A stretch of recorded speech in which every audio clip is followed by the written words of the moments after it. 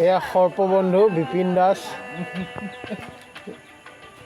সাপটো ফাৰ্ষ্ট বচাবৰ কাৰণে হেৰি জালত লাগিছে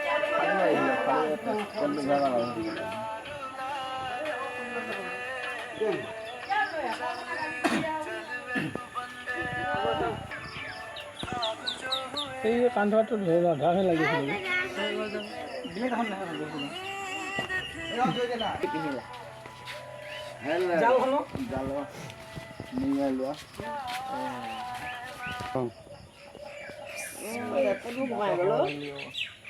মানে কি তাতে দি কামুৰি পেলাই গুচাম বুলি ভাব লাগি গ'ল তাতে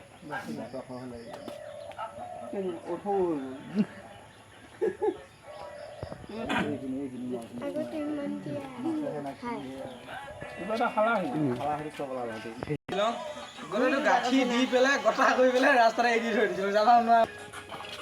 পাহাৰত দি